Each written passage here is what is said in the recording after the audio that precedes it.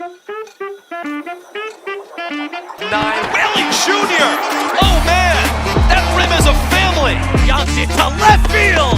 This time, a grand slam. Her third home run of the game puts this game to sleep.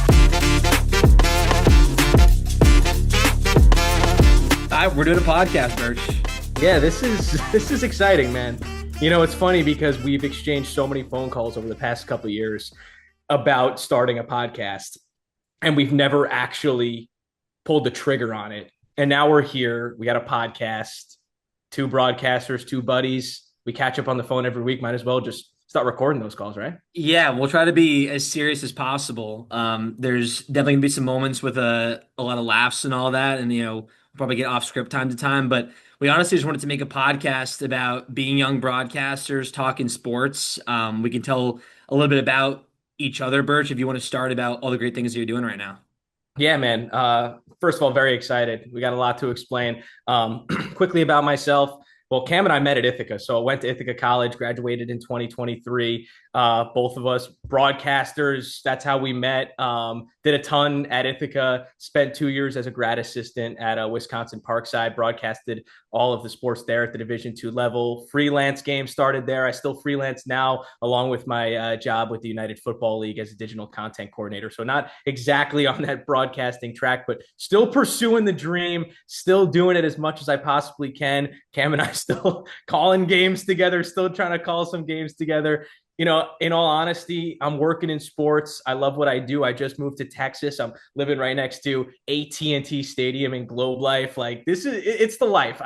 We get to work in sports. Cam, you can probably say the same, but that's about as quick of an intro as I'll go for right now. So. Yeah, you're taking the time to work in sports. You're doing something that's really cool. It's not just that, normal job. And that's what we did a lot when we went through the park school at IC. I graduated in 2025 this past May. Me and Birch started with our good friend Eli as well. We were all on the same TV show at Ithaca where we had a lot of laughs and a great time. That was just a great experience. Recently graduated. Now I'm in Kent, Ohio at Kent State doing men's and women's basketball, doing some updates in Cleveland for 92.3 The Fan, and then some freelancing as well. Birch and I actually called a game together this fall at Seton Hall for a volleyball game, St. John's Seton Hall. That was a unbelievable experience inside Carnesecca, bro. Yeah, I know. And I think one of the hardest things for us on this podcast is not pumping out content, is not finding things to talk about. I think it's trying not to laugh. And I think our biggest test. This is our fifth take on this intro. Yeah. And I think that was one of the biggest things when we called that game together, because we've done it so many times, but from the time that I graduated to the time where you graduated, that was 2 years at least. So we're talking 2+ years since we called the game together. And, we're just good friends at this point. We stepped aside from that kind of colleague, era of our relationship. Yeah. And we had to jump right into an ESPN broadcast. Now, it wasn't the first one we did together. You remember the first one we did, Cam? We did Cornell field hockey. Cornell field hockey. Now, here's my question for you. Who did they play? Do you remember? I want to say it was Penn. I think I'm forgetting, actually.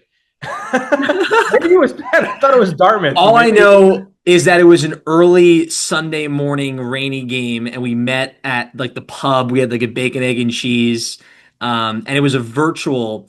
It was a because the field hockey broadcast there. I'm not sure if it's still the same, but it was a virtual broadcast. So we were learning about field hockey too. That was nuts. Yeah, I think that's also kind of the cool part about our job. It's like, hey, listen, when you want to jump in broadcasting, you want to go call, the college football game that's playing right now. Obviously, not the moment that this is released, but we're recording it right as Ole Miss and Miami are playing. When you're a kid, you want to go broadcast that game. You want to go broadcast the Knicks. You want to go broadcast the Giants, the Mets, and the Yankees. But the funny thing is, when you first start out, you kind of do things you're not really accustomed to or you're accustomed to watch. Field hockey, by the way, tremendous sport. I know you've grown a little bit of a passion for it as well. But when you first think of it, it's like, oh, I'm doing my first ESPN game. And everyone's like, oh, what's the basketball game? What's the football game? No, it's actually field hockey. And people are a little taken aback by it. But those are some of the growing experiences that are so much fun as a broadcaster. I did wrestling over the past couple of years in Wisconsin. If you told me 5 years ago, if you told me the day I walked in Ithaca I'd be doing wrestling, I'd be like, I'd probably be a businessman at that point, You either love it. and you either buy in and you're like, okay, I enjoy doing it. Like, when you're doing a basketball game, you're buying into how cool the players are. But if you love broadcasting, you're like, man, Caroline Ramsey is a hell of a field hockey player. Like, That's a great call out. That's a yeah, fantastic call. I mean, one of the best ever do it at Cornell right there. no, That's a fantastic. We're gonna do a lot of that, and I don't really know how many there's viewers. just random You names and of. I are gonna bounce off each other. Yeah. All right, so let's yeah. start off with the pop. We're gonna do this at the start of each episode. We're gonna each shout out a call of the week that had the best crowd pop, the best moment from a broadcaster. I want to start with UConn Providence on Wednesday night. John Fanta, who Ethan and I love, here was his fourth quarter call.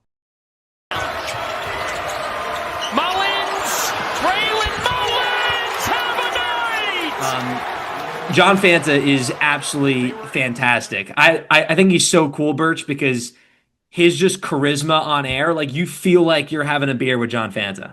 And I think that's the best part when you watch a game and when you jack the volume all the way up. As you and I know, you want to connect with the person on the couch. You want to connect with the person that's listening, and you want them to care. And man, when you talk about someone with passion and someone who makes you want to care about whatever you're watching, he's a man. He's electric. And I also think it's a little untraditional. A lot of broadcasters, think that they need this super deep voice and they have to talk like this. I mean, that was a terrible example of it. But you know what I mean? And yeah, but it's like, why do you have to do that? Like, it's like, stop. And I think he's a great example of it. He's got a high pitched voice, but he still is so good at it. And I think that there's a lot of kids, and if there are kids that are listening, or maybe they're not listening on release, but if this podcast blows up and they go back to episode 1 and they're listening and they think that their voice isn't good enough, go listen to Fanta, man. Go listen to someone who defied the odds. And, maybe his voice isn't exactly built to be a Joe Buck or a Jim Nantz, but hey, he is one of the best in the game right now. He's John Fanta. Yeah. It's very special. Yeah. What's the call for you if you have one? All right. So I got one cooking here. So this is actually not from this week, but okay. I figured it's the first one, and it's the one I've kind of been listening to. Cam, tell me if you get into this mindset as well, that it's like, hey, if you need to get fired up, you'll go listen to a game where you heard a broadcaster call the game and it was just that good. You know what I mean? 100%. And you just know that they're in that zone. They're locked. They're just locked in. And also you just feel the passion. Again, you want to care about something. You want to love something. You want to get the chills. Like, that's kind of the stuff that I get. So I'm going to play this call from Christmas. Actually, it's Ryan Rucco on ESPN, part of the Knicks. Great comeback against the Spurs. 20 points, 10 assists for Garland. Brunson the pull-up. You bet! Dude, one thing I love about Ryan Rucco, and I think that what Ryan Rucco has done, and similar to the talk about John Fanta, a lot of people are like, okay, broadcasting, control the energy. And yes, you have to control the energy. But like Ryan Rucco is one of those guys where like he brings it from the jump. And I think that's like something that definitely we love, where he comes on air and that Ryan Rucco loves what he does. He's prepared, but he also he's courtside and he is amped up. He sounds like he's 3 coffees in, but he's not talking too fast. He's just bringing the juice. Absolutely. And I think that there's a stigma against bringing the energy from the get-go. I think that is, I think people who teach broadcasting sometimes, and people who are trying to inspire younger broadcasters, they're like, hey, take a step back. And there definitely is a balance. There is. You could tell by our conversation right now how juiced both of us are. The thing about us courtside at a basketball game, the thing with me right away as a broadcaster was, I'm hitting the game-winning 3 call on the first 3 of the game. So it was like a little bit of a learning curve. And I can relate to that. And, I feel like sometimes, there's a huge bucket. Some guy hits a nice crossover, shakes his defender, steps back, hits a 27-foot 3-pointer. You want to get juiced and you want to jump out of your chair and go crazy. Ryan Rucco is so good at just kind of keeping that balance, but he keeps the energy high. So there's a higher standard of how high his energy is going to go. But hey, when the game is hitting its apex, he's ready for it. Bruce, tell me this: how often are you in your car or alone in your apartment doing mock calls of a moment that has just not happened?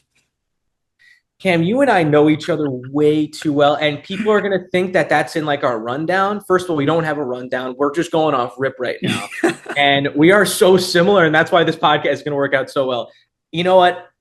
Crazy story, kind of weird. I don't care. It's for the podcast. It's content. You know how singers, they sing in the shower. They want to get ready. I know, broadcasters, I know if you're a broadcaster, you might relate to this, but you're in the shower, you're just kind of, deep in your thoughts, and, you start ripping out a call. You know what I mean? Oh. This is a crazy story. I swear on my life this happened. Ready? It was last year. It was NFC Championship, AFC Championship day. I had hit a workout in the morning. It was a Sunday. I had nothing to do the rest of the day. I was so excited. I was in Wisconsin just to do nothing. I remember it was freezing. I was like, not doing anything today. Go in the shower. And I remember I was like a little late, woke up a little bit late. I was like, all right, let me go shower. And then I'll lock in. I knew I was going to miss the first drive of the Philadelphia-Washington game. And I'm in the shower and I'm doing what I just said. I'm kind of just mocking calls. Kevin Burkhardt was calling the game like, this is my guy. Former Mets dude. He's one of the best in the game right now. And I remember I did a mock call of Saquon running it for a touchdown, right? Not even kidding. Swear on everything. Cross my heart. I walked out and I had 18 notifications that Barkley took the opening handoff for a touchdown. That is unreal. I swear. I swear on it. It's not a joke. It's not a joke. And that's just an example of it. But yeah, it's hilarious. That's the best. We're nerds for sure. We're nerds in that sense. You're going to learn a lot about us on this podcast, and that is for sure one of them. But hey, we wear it. We're proud of it. We love what we do. Yeah. Let's touch on our Knicks a little bit before we get into some football stuff. Both diehard Knicks fans. We could even, touch on their most recent game against the Clippers, just how they've had a little bit of a lull period right now, dropping a little bit in the East standings. But when they needed a win, they got a win. I think the most intriguing thing about the Knicks right now, compared to other Knicks teams, is when they need to turn it on and have a game when everybody's on the floor together. I feel like they can. I feel like they showed that last night when they desperately needed a win, no matter how, poor the Clippers may be playing. I feel like that's just been the cool thing about the Knicks. When they need to get a W, the guys can lock in. Yeah, and I think that's what great teams do. And that's what great basketball teams do. No matter how cold you are, I think the Knicks, what did they lose? 3 or 4 in a row before last night? And those were bad losses. They really were. They were giving up a ton of points. You think about the blown lead to the Spurs. They lost to that terrible Atlanta Hawks team. And then you invite the 76ers into the Garden, a team that you should beat majority times. Don't get me wrong. They're good. Tyrese Maxey, an emerging superstar, if not a complete superstar in this league. Embiid played in that game. The Knicks are a little banged up right now, but they were cold and they were bad in that stretch. And I think that they needed that win against the Clippers so bad. I think it's pretty evident that they're missing Josh Hart. Defensive intensity. They're missing a little bit of what Shamet brought to the team defensively. And it's cool to kind of see a deeper Knicks lineup, a deeper lineup than we've seen like in the past. I don't know. How long was Tibbs the head coach? We haven't seen the lineup in a very long time. So, seeing some of these players step up and play very valuable minutes. The first one that comes to mind, Big East's own Tyler Kolek coming in and being the spark plug in the NBA Cup. But hey, it's hard to rely on those guys every night. They're just getting used to playing at this intensity every night. So the Knicks need to not rely on Jalen Brunson every night. They need some big performances. They need Karl Anthony Towns to play a little bit better every single night and just be a little more consistent. But big step in the right direction for the Knicks. They needed that win against a very quality opponent, and hopefully that's the start of something, And here's the difference about their playoff team last year, that now in the playoffs, if you have Jordan Clarkson and Tyler Kolek that come off the bench in the third quarter or early fourth quarter when, look, Brunson needs a rest, you need to take your stars off the floor, Bridges needs a rest, Kolek and Clarkson can hit big shots. Like they didn't have that in a way with Thibs where like these guys were not going to play that amount of time. But like if Clarkson and Kolek come off the bench and give you 15, 20 minutes and their plus minuses there, and just Kolek too and Clarkson, like they are just electric when they hit big time shots. They can shoot it. I think that's the difference for a playoff team. Yeah, and you know what's different about this Knicks team too, kind of shifting away from the personnel a little bit. We can go back in a second, but you remember how bad the Knicks were in the playoffs at the Garden last year? Weren't they like 3-5 at one point in the Garden? I don't have the stats pulled up or anything, but they're winning at home right now. The Garden is supposed to be this ultimate home court advantage. That's what it used to be in the 80s and the 90s when the Knicks were winning. And they haven't won in like 30 years now. And they haven't been good at home when they've been solid over the past 5 years, half a decade. And it makes you think, it's like, why are the Knicks not good at home? You hear these conspiracies. It's like, well, when the Kardashians are courtside and TJ McConnell is here to ball, he sees them sitting courtside with Timothée Chalamet. Yeah, now I want to go play my ass off. That shouldn't be the case. But there are a ton of stories like these guys come into the Garden and they're like, look, we've lost 4 straight. Oh, we got the Knicks in the Garden. Like, it's a 7 p.m. game. Like, there is an extra thing of like shining out, but the crowd is unbelievable. You brought up Timothée Chalamet. Like, when he is at the game and like Ben Stiller's there too, and Marbury and like Mello, like you see those guys lining up for a playoff game and traveling with the team. Like, where else in sports do you see diehard celebrities like that balling out for the team? Now you don't. And that's what's been really cool, honestly. It's what's really cool about the Garden. So the fact that the Knicks are playing so well this year is very intriguing for me because, and just in recent history, some of the games that I think about last year, losing to the Sixers when Maxey hit that like 30-footer to tie the game, sent to overtime. That was a massive collapse at the Garden. You think about 2 years ago when they lost Game 7 at the Garden to the Pacers. Now, I know that team was banged up. OG tried to play like a torn hamstring. He's I'm not playing. Laboring out there. I'm like, this is what Thibodeau brought to the table, by the way. It's intriguing to see how good they are at home. And I hope that as long as they stick around in the top 4, because, hey, that top 4 is very congested right now. They're tied for second. And do I think they should be a top 2 team, if not the best? Yes. But the way the Pistons are playing, long season, hard to tell. One more player I just want to touch on, Deuce McBride. You talk about a spark plug off the bench, both sides of the floor contributing. He can shoot the rock. I mean, he did it all last year, ever since they gave him that contract extension 2 years ago. I mean, he's kind of was rotting on the bench for a little bit, but realistically, behind the scenes, he's just getting better every single day. And now he looks like a finished product, the guy that's going to make a lot of money once this contract comes to an end. But hey, for right now, he's a New York Knick, and he can very well be the reason the Knicks win the East this year. He'll get a bag, but you wonder with Shamet, Kolek, and McBride, how do all these guys fit? Like, Mike Brown can't play everybody off the bench for like 15 minutes. So I feel like in these next few games, as the season goes on, once you get these guys healthy, there's going to be a little bit of a tryout period to see this rotation, because you get 4 guys off the bench. You can even include Clarkson into that. Like, which guy is going to play most in clutch minutes? I know, and you know what? It's a good problem to have. It is.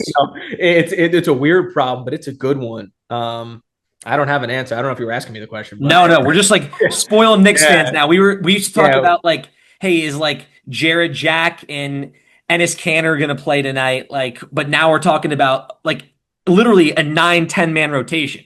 Yeah, which is great. I mean, my favorite player growing up was like Steve Novak. So, guy who just post up in the corner and stripes them from deep. That was me in my intramural basketball league, just sit in the corner, shoot the 3. Now, he defended way more to an elite level than I did, but, shoot or shoot. It's a great problem to have. I just, I want a little more consistency out of our stars. I think that's the big one. And the Knicks are rumored to be in trades right now. I saw a tweet today from a random source, anonymous source, saying that every team in the East right now thinks they're an Anthony Davis away from winning the finals. I mean, I don't know how legit that is, and I don't. Yeah, I'm a Rolex watch away from getting a wife, so we can just. I know. You know what the difference is, Cam? Your Rolex stays on your wrist or in your closet. Anthony Davis probably gets hurt in a week and misses the rest of the year. Yeah, and then you're throwing a lot on Anthony Davis. That's draft capital. That's role players. That's a star player. The Knicks don't really have much draft capital. No, thanks to a guy on their team named Mikal Bridges. Yeah, and a lot gave him a lot. He gave him a lot. He'll be fine, and the Knicks better be fine. Well, there's a ton of teams in the NFL that are not fine right now. There's 25% of teams right now need a new head coach. And there's, now the Giants, which are fans of are talking about Stefanski, Harbaugh's involved. They're going to talk to Mike McCarthy, Antonio Pierce, a former Giant. But there's all these teams. Like, where do you want to start with all these teams that need a head coach? Some bad teams that don't have quarterbacks that need someone to lead their franchise right now. I know it's crazy. Like I would not want to be like, look, like you just lost your job with one city, you're moving to another, you're interviewing for these jobs. You're like, man, this team doesn't have a quarterback. They don't have a defense. Like I'm 61 years old. Like, can I lead these guys right now? Like it's a lot. It's a lot. And I think we can start off with one. I know you want to go with teams, but let's just knock one guy off the list right now, off the board right now, and it's Pete Carroll. Hey, what a career. Super Bowl champion, led one of the greatest runs between a group of men and a group of players over in Seattle for a very long period of time. A team that should have won more than they did, but that's a conversation for another time. Maybe some never. Skittles and some Hennessy, bro. Yeah, man, that's all he needed. But no, let's not run with the greatest ever. Anyway, that's a conversation everyone's heard. Pete Carroll, hang it up. Congrats on a great try. I think I actually didn't hate that move by Las Vegas to bring him on. He wanted to coach. You just draft Genty. You think bring in Geno after an excellent year. There's hope in Vegas. Unfortunately, that wasn't the case. One and done. Pete Carroll off the board. I think it's only right that you and I start with the Giants. Yeah. One thing we haven't really addressed yet is our favorite teams. We're both Giants guys. We're split up between Mets and Yankees. We're both huge Knicks guys. Personally, not a huge hockey guy, but I go as an Islanders fan. Are you hockey? Same. Yep. Okay. So we're right there, 3 and 4. This will work out pretty well. Yeah. And down the road we'll have some fun things for Mets and Yankees that we're still working out. Yeah, we got big plans for this podcast. Yeah. Listen, like if you want to sponsor the podcast, we can put it right up here in the top left corner. Like, listen, like people are gonna wish they sponsored this one day. Yeah. Body Armor. Yeah. Celsius. Yeah. So I got this new energy drink here. It's blurred Zoom. Terrible. Let's see. Put it right in front. There we go. Yeah. Nice. Bubbler. Bubbler. Learned about it first in Wisconsin. It only has like 60 milligrams of caffeine, which is technically, I believe, less than a cup of coffee. It is. I do one right before my broadcast, and if I had a doubleheader, I'd hammer another in between. It's not bad right now because I'm in Texas now, and I saw them in the store. I'm like, there is no way there's bubblers here. So bought 2 6s of them, and yeah, that's my pre-workout this week. So the bubbler. You want to sponsor us? We'll drink one every episode. We'll have to tag them on a post. We'll tag. Yeah. All right, let's get back on track here.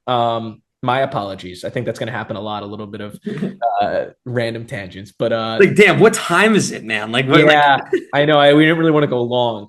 We can speed this up. So let's talk Giants though. So obviously, the past couple of years have been a roller coaster. Dable gone after a 2-8 start. You saw that one coming. He put all of his marbles in one basket and tried to win it with Dart right away. It didn't work out. That whole QB situation, I think, for Dable's perspective, the fact that he was thrown into that with 3 quarterbacks, was a lot. You sign Wilson and then you go after Jameson Winston, and then you draft Jackson Dart, which was obviously the right move. But hey, that's a mess. I honestly like Dable a lot. I don't know where he's going to be. Probably an offensive coordinator somewhere. Unfortunately, probably one of his top locations right now is in Washington, so we're going to have to play against him 2 times a year. But the Giants, it seems like it's Harbaugh versus Stefanski right now. And you mentioned both those names, but the Giants want offensive minds. They need someone to help lead Jackson Dart and Cam Scatterboo and Neighbors, 3 extremely young, promising pieces. The offensive line isn't what it used to be. It's actually pretty solid now when they're healthy. You need someone to lead Dart. You do. And you need a veteran. You need a veteran mind. You need someone who's been here. And for Harbaugh, if he wants to come and be at the helm of the New York Giants, bring him in. This is a Super Bowl champion. This is someone who has worked with young quarterbacks and turned young quarterbacks into MVPs. Now, I'm not saying Dart is Lamar Jackson. There's not many that are Lamar Jackson on the planet, but Lamar Jackson was what? Look how far he fell in the draft. And look what John Harbaugh did with him.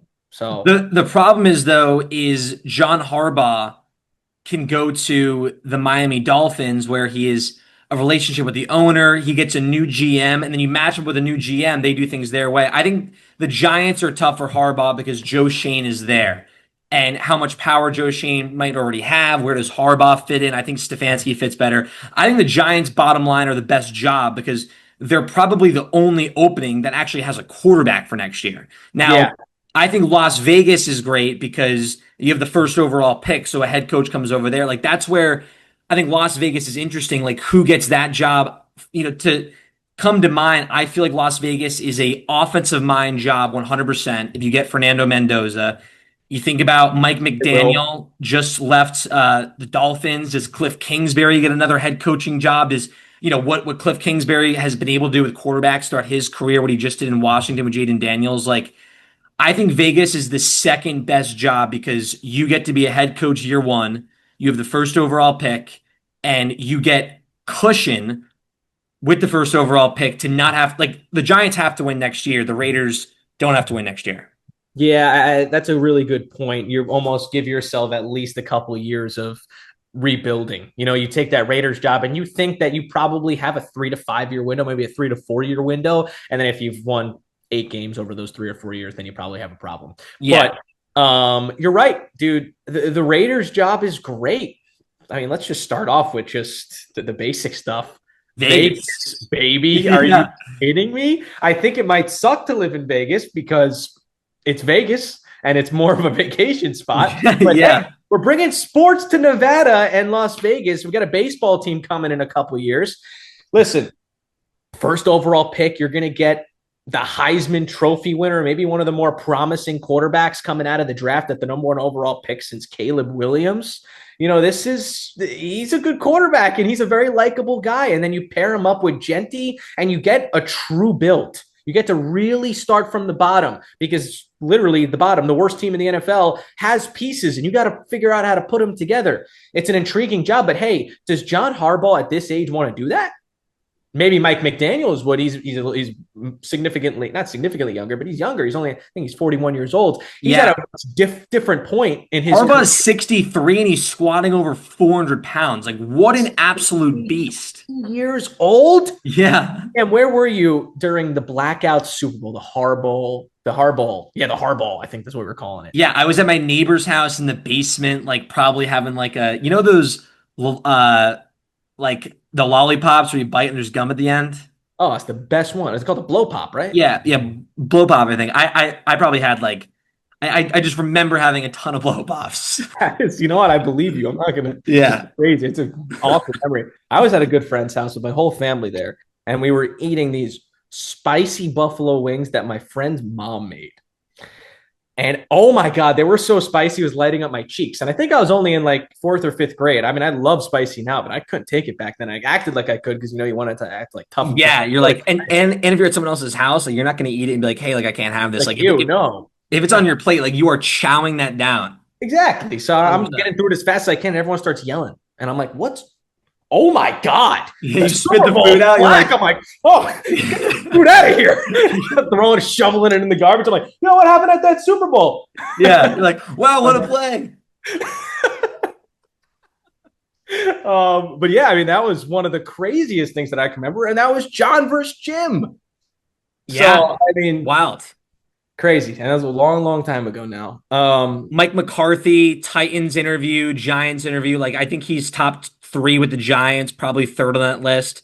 Titans are intriguing with him because of Cam Ward. Falcons have an opening, but then it's like Michael Penix, is he the guy? What's going on with Kirk Cousins in that contract? Like, I feel like the top 3 jobs would have to be the Giants. You could put the Raiders in the top 3, and then it's a mix of like Titans have to be there with Cam Ward, and then are the Dolphins a top job because is Tua still around? Like, what's the deal there? Like, how many chances is Tua going to get? I think they paid him. They pretty much gotta give him those. Yeah, he's just there now. Yeah, he's just there, and I don't know if they can afford to just move on from that contract that they gave him. Giants, Dolphins, Raiders, Lions need an offensive coordinator. I think that's a possible spot for Dable. Yeah, I think Dable with the Commanders too. Ravens need a head coach. Oh, well, The Ravens now going to be the top job with Lamar. The Ravens are the top job for sure. But also, that's not a situation where you're looking for a younger coach. You're looking for someone with experience like Cliff Kingsbury. I think he's a great candidate. I know he's going to interview for it. You know, they're an older group. They're in a whole other bracket than the Giants, Raiders, and Dolphins, because this is a talented group that is ready to win right now, and in all honesty needs to win right now, or else this whole era has been a failure. Lamar has historically not been able to get it done in the playoffs. Hey, the clock is not, it's not Lamar's friend anymore. He's not getting any younger. He thrived early on in his career with his ability to move. He doesn't move like he has. And this past year was a great example of it. He was injured. He was banged up. He didn't go to optional training camp. And then he didn't practice on Wednesdays for 8 straight weeks. And now they missed the playoffs. And I know they probably should be in if they can nail a field goal. But hey, you didn't miss the playoffs because Tyler Loop missed that last second field goal. You missed the playoffs because your quarterback practiced twice a week. So they need someone new. And I think it was the right choice. It seemed mutual, but that's gotta be an experienced head coach that needs to walk into that Baltimore door and have a plan of what's going to happen. They need someone walking into that interview practically with the play-by-play of what they're going to do to win the AFC and win the Super Bowl. That's how it's probably going to be. Yeah, and you can't waste any time at all. We got about 3 minutes left on this Zoom, unless we want to upgrade to Pro, and I'm not upgrading to Pro. So we're a little pro. We can close off with. We can come back to this whole coaches thing too, another episode. Yeah, we definitely will, because there's a lot going to happen next. We can talk about that on that episode. We're also going to break down the NFL playoffs a little bit. Let's just give our early NFC and AFC championship matchup. If we have it, right now, I feel like I have an idea of what could be in the AFC and the NFC as the championship matchups. See, I'm going to struggle on this for one reason, like the reseeding. I don't know what the possible matchups are. How about that's going to let's just rapid fire round one. I'm going to ask you the games. Like You're going to give me rapid fire. All right, let's go. Texans at the Steelers. Texans at the Steelers. I believe that's the Monday Night Football game. That's a great one. Give me Houston. Okay. I'm going to take Houston as well. Buffalo at Jacksonville Sunday at 1. Just saw something that the Jags are 0-23 when the over is over 50 points, I think. Give me the Chargers. I'm going to take, you mean Buffalo? Yeah, sorry. Yeah. The whole rush is throwing me off. I was looking down. I was like, what? I'm gonna go with Jacksonville. I think that they're just too hot right now, and how Liam Cohen's coaching this team, I think they win the game. Chargers at New England Sunday night.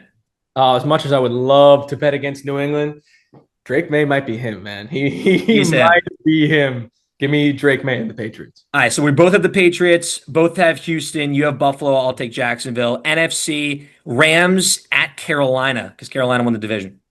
Oh, man. I'll be risky here. Give me the Panthers. Give me the Panthers. I don't know if they'll win, but love Bryce Young. He's fun. They won the first meeting. I'm going to take LA. I think they're, maybe one of the favorites in a very tough NFC. This is a big one. San Fran at Philly, Sunday at 4:30. I think Burkhardt's on that game too. It's going to be fun. That's going to be great. I got to work on Sunday, so maybe earpiece in, do everything else with the squad. We're running out of time here. Niners. Okay. I'm going to go with the Niners as well. I think Philly's going to lose that game. And then Green Bay at Chicago. Green Bay's banged up. Give me Chi-Town, baby. Caleb Williams. Bears as well. All right, so we pretty much agree on most games. We'll come back to those. We'll come back to coaches next week. But, dude, what an episode. The Pop. This is number 1. The Pop. And I don't know if we explained it. Pop, crowd pop, because we're broadcasters. Just the best moment of the broadcast. So there you go.